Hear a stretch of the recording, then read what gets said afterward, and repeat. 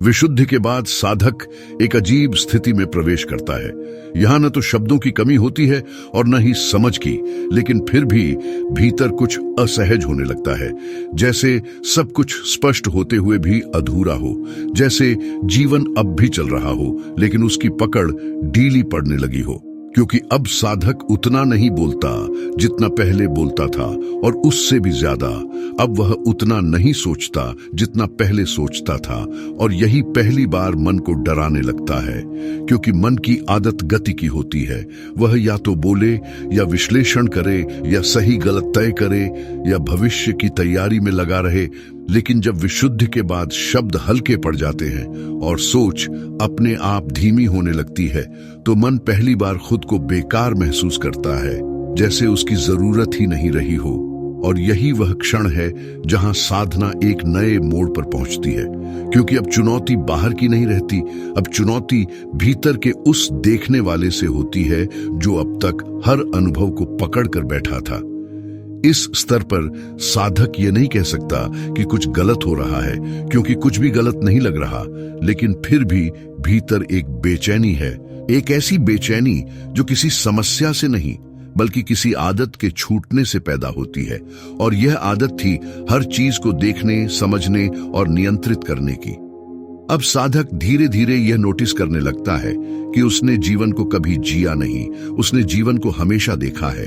वह सुख में भी दर्शक बना रहा, दुख में भी विश्लेषक बना रहा, ध्यान में भी अनुभव गिनता रहा और साधना में भी प्रगति मापता रहा। और आज पहली बार उसे यह साफ दिखने लगता है कि यह देखने वाला कभी भी अनुभव के भीतर नहीं गया, वह हमेशा बाहर खड़ा रहा। यही बिंदु आज्ञा चक्र की वास्तविक तैयारी है। यहाँ कोई प्रकाश नहीं दिखाई देता, कोई ऊर्जा ऊपर उठती हुई महसूस नहीं होती, कोई चमत्कार नहीं घटता। यहाँ बस एक चीज धीरे धीरे ढहने लगती है, देखने वाले की पकड़। साधक अब यह समझने लगता है कि उसकी थकान शरीर की नहीं थी, भावनाओं की भी नहीं थी। उसकी थकान उस लगातार चौकन्ने देखने से आई थी जिसमें वह हर पल खुद को और जीवन को जांचता रहा। और अब जब यह जांच ढीली पड़ने लगती है तो एक नया प्रश्न भीतर उठता है, और यह प्रश्न बहुत साधारण नहीं है। यह कोई दार्शनिक जिज्ञासा नहीं है, यह सीधा अस्तित्वगत प्रश्न है। अगर मैं हर समय देखने की कोशिश नहीं करूं, अगर मैं समझने की जिद छोड़ दूं, अगर मैं हर अनुभव पर टिप्पणी करना बंद कर दूं, तो फिर मैं रह कौन जाऊंगा? यही प्रश्न आज्ञा चक्र का पहला दरवाजा है। यहां साधक को यह एहसास होने लगता है कि अब तक वह जिस स्पष्टता को जागरण समझ रहा था, वह भी एक पर्दा थी। क्योंकि उस स्पष्टता में भी कोई था जो स्पष्ट हो रहा था, कोई था जो जान रहा था, और आज पहली बार वही जानने वाला संदिग्ध लगने लगता है। यह बहुत असुविधाजनक स्थिति होती है, क्योंकि यहाँ न तो पीछे लौटा जा सकता है और न ही आगे का रास्ता साफ दिखता है। और यही कारण है कि बहुत से साधक इस बिंदु पर रुक जाते हैं। कुछ इसे भ्रम समझकर छोड़ देते हैं, कुछ इसे आलस्य मान लेते हैं, और कुछ इसे मानसिक थकान कहकर फिर से किसी अभ्यास में लौट जाते हैं। लेकिन जो यहीं रुककर बैठ जाता है, वही धीरे धीरे यह देख पाता है कि देखने वाला कोई स्थायी सत्ता नहीं है, वह भी एक प्रक्रिया है। और जब यह प्रक्रिया ढीली पड़ती है तो जीवन पहली बार बिना किसी मध्यस्थ के घटने लगता है। यही वह क्षण है जहां साधक यह महसूस करता है कि अब तक वह सच की खोज नहीं कर रहा था, वह सिर्फ अपने देखने के तरीके को बचाने की कोशिश कर रहा था। और जैसे जैसे यह एहसास गहराता है, वैसे वैसे भीतर एक गहरी चुप्पी उतरने लगती है। ऐसी चुप्पी जो शांति नहीं है बल्कि प्रतीक्षा है, और यही प्रतीक्षा आज्ञा चक्र की वास्तविक शुरुआत है। जब यह प्रतीक्षा गहरी होने लगती है तो साधक के भीतर एक और सूक्ष्म परिवर्तन घटित होता है। अब उसका ध्यान बाहर की घटनाओं से हटकर इस बात पर जाने लगता है कि वह स्वयं कैसे देख रहा है, कैसे सुन रहा है और कैसे प्रतिक्रिया बना रहा है। और यहीं पहली बार उसे यह एहसास होता है कि अब तक वह जिसे जागरूकता समझ रहा था, वह भी एक तरह की गतिविधि ही थी, एक निरंतर सक्रियता जिसमें वह हर अनुभव पर एक हल्का सा हस्तक्षेप करता रहता था, कभी नाम देकर, कभी अर्थ निकालकर, कभी भविष्य से जोड़कर और कभी स्मृति से तौलकर। लेकिन अब जैसे जैसे यह हस्तक्षेप ढीला पड़ता है, अनुभव अपने आप घटने लगते हैं, बिना किसी टिप्पणी के, बिना किसी मूल्यांकन के। और यही वह बिंदु है जहां साधक पहली बार यह महसूस करता है कि अनुभव और अनुभव करने वाला अलग अलग नहीं है, बल्कि उनके बीच की दूरी ही वह भ्रम थी जिसे वह अब तक सच मानता आया था। इस स्तर पर साधक के भीतर एक अजीब डर भी उठ सकता है, क्योंकि अब तक उसकी पहचान इस बात से बनी थी कि वह जानता है, समझता है, देख सकता है और दिशा तय कर सकता है। लेकिन जब देखने की यह पकड़ ढीली पड़ने लगती है तो उसे यह लग सकता है कि वह नियंत्रण खो रहा है, जैसे उसकी चेतना किसी ढलान पर फिसल रही हो। और यही वह क्षण है जहां आज्ञा चक्र की असली परीक्षा शुरू होती है, क्योंकि यहां साधक को यह स्वीकार करना पड़ता है कि वह अब आगे देखने के लिए किसी विचार का सहारा नहीं ले सकता। इस अवस्था में कई बार साधक को ऐसा लगता है कि उसका ध्यान बार बार भटक रहा है, जबकि सच यह होता है कि अब ध्यान को पकड़ने वाला कोई केंद्र ही स्थिर नहीं रहा। पहले ध्यान किसी वस्तु पर जाता था और देखने वाला पीछे खड़ा रहता था। अब देखने वाला स्वयं ढीला पड़ रहा है, इसलिए ध्यान की दिशा भी अनिश्चित लगने लगती है। और यही कारण है कि इस चरण को बहुत लोग भ्रम या अस्थिरता समझ लेते हैं, जबकि वास्तव में यह पहली बार है जब चेतना बिना किसी दिशा निर्देशक के रहना सीख रही होती है।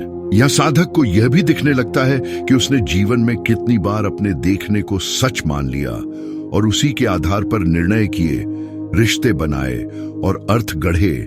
लेकिन अब जब देखने की यह प्रक्रिया खुद संदिग्ध होने लगती है तो जीवन का पूरा ढांचा एक तरह से ढीला पड़ने लगता है। और यह ढीलापन भयावह भी हो सकता है, क्योंकि यहां कोई नया सहारा तुरंत नहीं मिलता। आज्ञा चक्र कोई नया विश्वास नहीं देता, कोई नई पहचान नहीं देता और कोई नया उद्देश्य भी नहीं देता। वह केवल पुराने सहारों को हटाता है, और यही हटाना साधक को भीतर से हिला देता है। इस चरण पर साधक यह भी महसूस कर सकता है कि उसके विचार पहले की तरह तीव्र नहीं रहे, लेकिन पूरी तरह बंद भी नहीं हुए। वे आते हैं, जाते हैं, लेकिन अब उनमें पहले जैसी पकड़ नहीं होती। और यही कारण है कि साधक कभी कभी अपने ही मन को पहचान नहीं पाता। उसे लगता है कि वह सुस्त हो गया है या ध्यान नहीं लग पा रहा, जबकि वास्तव में मन पहली बार अपनी स्वाभाविक गति में लौट रहा होता है, बिना किसी दिशा के, बिना किसी लक्ष्य के। यहां एक और सूक्ष्म बात घटती है। साधक ये देख पाता है कि उसने अब तक अपने अनुभवों को समझने के लिए लगातार भीतर संवाद चलाया था, एक आंतरिक आवाज जो हर पल कुछ न कुछ कहती रहती थी। और अब वह आवाज धीमी पड़ने लगती है, कभी कभी पूरी तरह रुक भी जाती है। और जब वह रुकती है तो साधक पहली बार यह अनुभव करता है कि उसके भीतर कोई खालीपन नहीं है, बल्कि एक खुलापन है, एक ऐसा विस्तार जिसमें किसी टिप्पणी की जरूरत नहीं होती। यही वह क्षण है जहां आज्ञा चक्र का पहला वास्तविक संकेत प्रकट होता है। लेकिन यह संकेत किसी दृश्य के रूप में नहीं आता, न ही किसी प्रकाश के रूप में। यह एक साधारण लेकिन गहरा एहसास होता है कि जीवन को समझने की जरूरत नहीं है, उसे देखा भी नहीं जाना है, उसे केवल होने दिया जा सकता है। और जब यह समझ धीरे धीरे बैठने लगती है, तब साधक यह भी देखता है कि उसकी प्रतिक्रियाएं बदल रही हैं। अब वह तुरंत प्रतिक्रिया नहीं देता, क्योंकि प्रतिक्रिया देने के लिए जो भीतर की जल्दी थी वह ढीली पड़ गई है।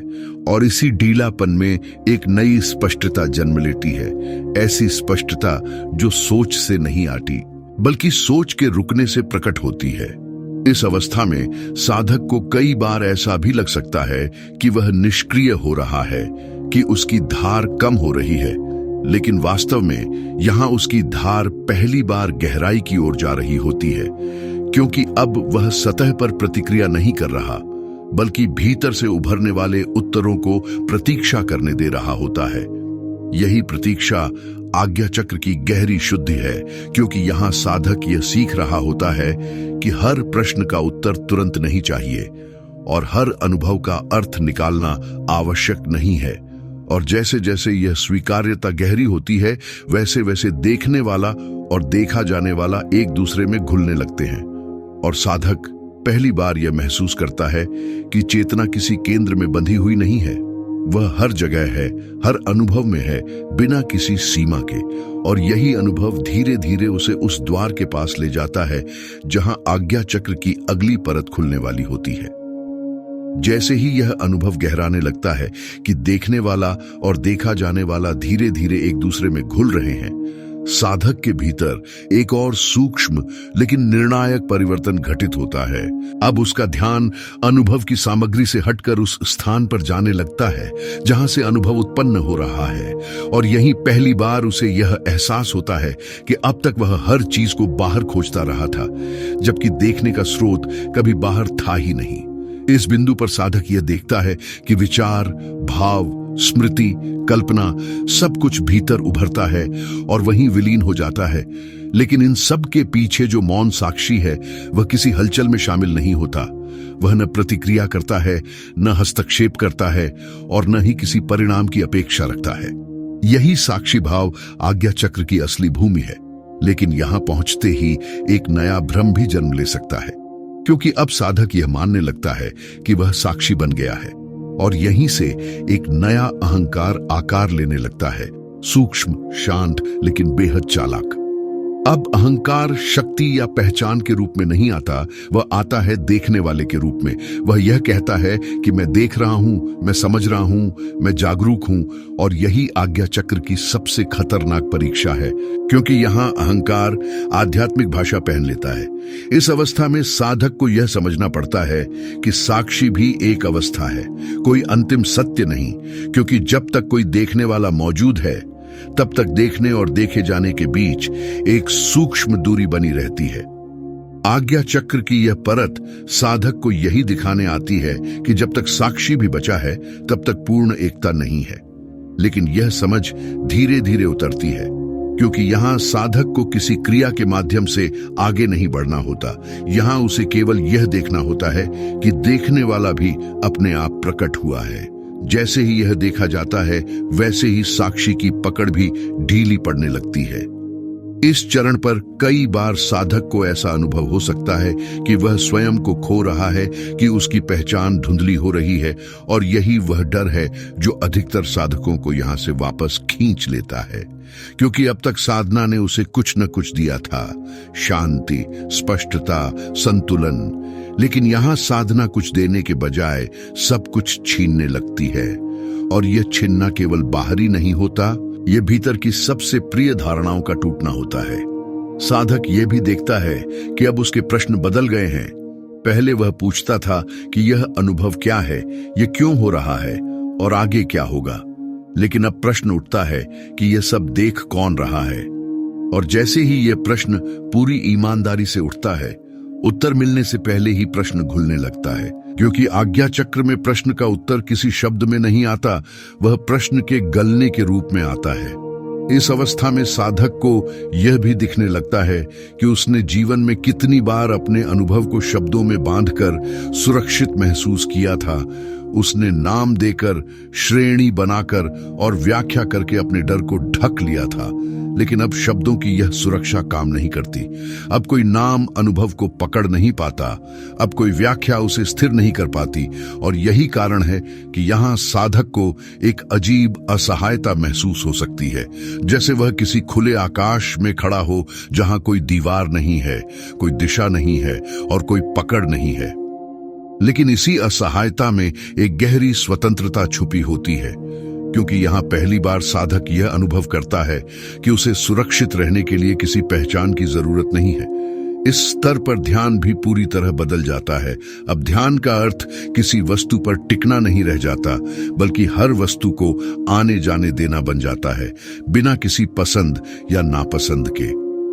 और जैसे जैसे यह स्वीकार्यता गहरी होती है, वैसे वैसे चेतना अपने आप सघन होने लगती है, बिना किसी प्रयास के। साधक यह भी देखता है कि उसकी इंद्रियां अधिक संवेदनशील हो रही हैं, लेकिन वह संवेदनशीलता किसी उत्तेजना के रूप में नहीं आती। वह एक साफ साफ देखने के रूप में आती है, जैसे ध्वनियां अधिक स्पष्ट हों, दृश्य अधिक शांत हों और शरीर का अनुभव अधिक पारदर्शी हो गया हो। यहां कोई चमत्कार नहीं घटता, लेकिन जो घटता है वह कहीं अधिक गहरा होता है, क्योंकि अब साधक जीवन को बिना किसी फिल्टर के अनुभव करने लगता है। इस अवस्था में कभी कभी ऐसा भी लग सकता है कि समय रुक गया है या फैल गया है, क्योंकि अब अनुभव को मापने वाला मन पीछे हट गया है। यही वह बिंदु है जहां आज्ञा चक्र की चेतना साधक को उस द्वार के सामने ले जाकर खड़ा कर देती है जहां आगे कुछ भी जाना पहचाना नहीं बचता, और यहीं से अगला चरण शुरू होता है, जहां देखने वाला भी विलीन होने लगता है और चेतना स्वयं को स्वयं में पहचानने की ओर बढ़ती है।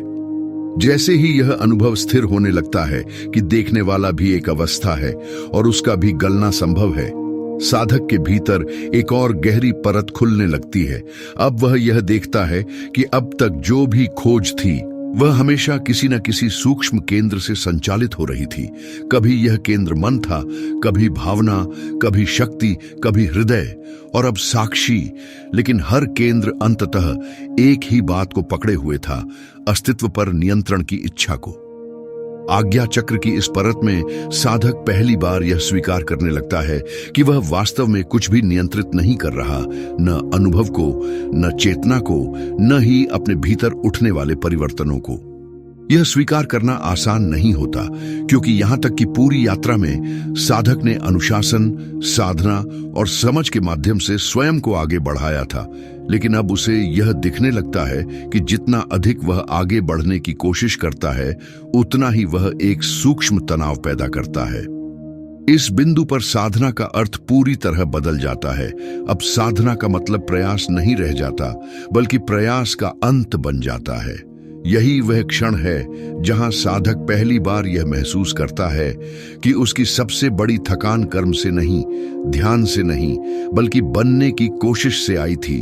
कुछ बनने की कोशिश, कुछ पाने की कोशिश और कुछ स्थिर करने की कोशिश। आज्ञा चक्र की यह अवस्था उस कोशिश को धीरे धीरे ढीला करना सिखाती है। यहां साधक यह देखता है कि जब वह किसी अनुभव को पकड़ने की कोशिश नहीं करता, तब अनुभव अपने आप अधिक स्पष्ट और जीवंत हो जाता है, और जब वह किसी अनुभव से बचने की कोशिश नहीं करता, तब वह भी बिना संघर्ष के गुजर जाता है। इस स्तर पर कई बार साधक को ऐसा लग सकता है कि वह साधना छोड़ रहा है, कि वह पीछे जा रहा है, क्योंकि अब कोई विशेष अनुभूति नहीं होती, कोई विशेष गहराई महसूस नहीं होती और कोई उपलब्धि जैसी भावना नहीं रहती। लेकिन यही आज्ञा चक्र की सूक्ष्म चाल है, क्योंकि यहां साधना की प्रगति अनुभव के बढ़ने से नहीं, बल्कि अनुभव की आवश्यकता के समाप्त होने से मापी जाती है। साधक यह भी देखता है कि अब उसके भीतर उठने वाले विचार पहले जैसे प्रभाव नहीं डालते। वे आते हैं, जाते हैं, लेकिन उनसे जुड़ने का आग्रह कम होता चला जाता है। यही कारण है कि इस अवस्था में कई साधक भ्रमित हो जाते हैं। उन्हें लगता है कि उनका मन सुस्त हो गया है, कि उनकी तीव्रता कम हो गई है, लेकिन वास्तव में तीव्रता नहीं घटी होती, केवल संघर्ष समाप्त हो रहा होता है। इस चरण में एक और महत्वपूर्ण परिवर्तन घटित होता है। साधक को यह दिखने लगता है कि उसने जीवन में कितनी बार अपनी पहचान को विचारों से जोड़ लिया था। उसने यह मान लिया था कि वह जो सोचता है वही वह है, और अब यह जोड़ धीरे धीरे ढीला पड़ने लगता है। विचार आते हैं, लेकिन वे अब स्वयं की परिभाषा नहीं बनते। यही अलगाव पहले डर पैदा करता है, लेकिन फिर एक गहरी शांति में बदलने लगता है, क्योंकि अब साधक को यह स्पष्ट होने लगता है कि उसे स्वयं को बनाए रखने के लिए निरंतर सोचने की आवश्यकता नहीं है। इस स्तर पर ध्यान में बैठते समय कई बार ऐसा अनुभव हो सकता है कि कुछ भी घट नहीं रहा, कि सब कुछ सामान्य है, लेकिन इसी सामान्यता में एक असाधारण स्पष्टता छुपी होती है। यह स्पष्टता शब्दों में नहीं उतरती, लेकिन जीवन के हर छोटे निर्णय में झलकने लगती है। साधक अब कम प्रतिक्रिया करता है, लेकिन अधिक सटीक होता है। वह कम बोलता है, लेकिन उसकी उपस्थिति अधिक प्रभावशाली हो जाती है। और सबसे महत्वपूर्ण बात, वह स्वयं के साथ कम हिंसा करता है, क्योंकि अब वह अपने भीतर उठने वाली किसी भी अवस्था को गलत ठहराने की जल्दी में नहीं रहता। आज्ञा चक्र की यह परत साधक को यह दिखाती है कि जागरूकता का अर्थ नियंत्रण नहीं है, बल्कि अनुमति है। हर अनुभव को होने देने की अनुमति, बिना उसे दिशा दिए, बिना उसे रोकने की कोशिश किए। जैसे जैसे यह अनुमति गहरी होती है, वैसे वैसे चेतना अपने आप एक ऐसे केंद्र की ओर खिसकने लगती है जहां केंद्र भी केंद्र नहीं रह जाता। यहां साधक को पहली बार यह संकेत मिलने लगता है कि अब यात्रा किसी चक्र के भीतर नहीं रह गई है, बल्कि चक्रों के पार जाने की तैयारी हो रही है। और यही तैयारी उसे उस अंतिम द्वार की ओर ले जाती है जहां देखने वाला, देखने की प्रक्रिया और देखा जाने वाला तीनों एक ही मौन में विलीन होने लगते हैं। और जब यह स्पष्ट होने लगता है कि देखने वाला, देखने की प्रक्रिया और देखा जाने वाला धीरे धीरे एक ही मौन में घुल रहे हैं, तब साधक के भीतर एक अंतिम लेकिन सबसे सूक्ष्म परिवर्तन घटित होता है। अब उसे यह साफ दिखने लगता है कि जिसे वह अब तक मैं मानता रहा था, वह वास्तव में चेतना की एक आदत थी, एक केंद्रित धारणा जो अनुभवों के इर्द गिर्द बनी हुई थी। इस बिंदु पर कोई विस्फोट नहीं होता, कोई चमत्कारी दृश्य नहीं आता, बल्कि एक गहरी शांत गिरावट होती है, जैसे किसी चीज का बोझ अपने आप उतर गया हो। साधक यह नहीं कह पाता कि कुछ प्राप्त हुआ है, बल्कि यह महसूस करता है कि कुछ छूट गया है। यही छूटना आज्ञा चक्र की परिपक्वता है। अब साधक यह भी देखता है कि उसका जीवन पहले जैसा ही चल रहा है, वही शरीर, वही संसार, वही संबंध, लेकिन भीतर कहीं कोई खिंचाव नहीं बचा। पहले जहां हर अनुभव से कुछ पाने या कुछ बचाने की इच्छा रहती थी, अब वहां केवल उपस्थिति रहती है। यह उपस्थिति न निष्क्रिय होती है, न उदासीन। यह अत्यंत सजग होती है, लेकिन बिना प्रयास के। अब साधक को यह भी समझ में आने लगता है कि ज्ञान कभी भी शब्दों में नहीं था, वह हमेशा दृष्टि में था, देखने के ढंग में था। इसलिए अब उसे समझाने की जल्दी नहीं रहती, न ही वह अपने अनुभवों को प्रमाणित करने की कोशिश करता है, क्योंकि आज्ञा चक्र की इस अवस्था में यह साफ हो जाता है कि सत्य को साबित करने की आवश्यकता केवल वहीं होती है जहां भीतर संदेह बचा हो। यहां संदेह नहीं बचता, इसलिए आग्रह भी नहीं बचता। इस स्तर पर कई बार साधक को ऐसा लग सकता है कि वह कुछ खो रहा है, जैसे उसकी धार, उसकी तीव्रता, उसकी पहचान धीमी पड़ रही हो। लेकिन वास्तव में यह खोना नहीं होता, यह शुद्धिकरण होता है। वह धार जो अहंकार से बनी थी, वह गल जाती है, और जो बचता है वह एक सहज स्पष्टता होती है। यही कारण है कि आज्ञा चक्र के बाद व्यक्ति बाहर से बहुत सामान्य दिख सकता है, लेकिन भीतर से अत्यंत स्थिर होता है। अब उसके निर्णय भय से नहीं निकलते और न ही लालच से, वे मौन से निकलते हैं। इस मौन में कोई गणना नहीं होती, कोई रणनीति नहीं होती, लेकिन फिर भी निर्णय सही दिशा में बहते हैं। यही वह अवस्था है जहां साधक पहली बार यह अनुभव करता है कि जीवन को समझने की जरूरत नहीं है, जीवन के साथ बहना पर्याप्त है। इस स्तर पर ध्यान अब अभ्यास नहीं रह जाता, ध्यान जीवन का स्वभाव बन जाता है। साधक बैठे या न बैठे, बोले या चुप रहे, भीतर की स्पष्टता बनी रहती है। यही कारण है कि आज्ञा चक्र के पूर्ण होने के बाद साधक की साधना दिखाई नहीं देती। वह कोई विशेष मुद्रा नहीं अपनाता, कोई विशेष भाषा नहीं बोलता, और न ही किसी विशेष पहचान को ओढ़ता है। उसका जीवन ही उसका ध्यान बन जाता है। लेकिन यहीं एक अंतिम सूक्ष्म सावधानी आवश्यक होती है। इस अवस्था में भी एक बहुत महीन अहंकार जन्म ले सकता है। यह अहंकार कि अब मैं देख चुका हूं, कि अब मुझे समझ आ गया है।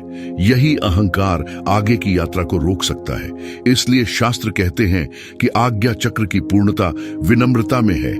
जितनी स्पष्ट दृष्टि उतनी ही कम दावा, जितना गहरा मौन उतनी ही सहज सरलता। जब यह विनम्रता स्थिर हो जाती है, तब साधक के भीतर कोई भी केंद्र नहीं बचता जहां से वह खुद को अलग महसूस करे।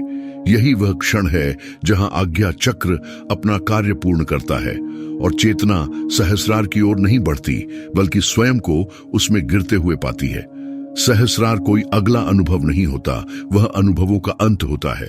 लेकिन अभी के लिए इतना जान लेना पर्याप्त है कि आज्ञा चक्र का सत्य यह नहीं है कि आप सब कुछ देखने लगते हैं, बल्कि यह है कि देखने वाला स्वयं पारदर्शी हो जाता है। और जब देखने वाला पारदर्शी हो जाता है, तब जीवन जैसा है वैसा ही दिखने लगता है, बिना भय, बिना इच्छा, बिना संघर्ष। यही वह बिंदु है जहां साधना समाप्त नहीं होती, बल्कि साधक समाप्त होता है। और जहां साधक समाप्त होता है, वहीं से जीवन पहली बार बिना बोझ के बहना शुरू करता है।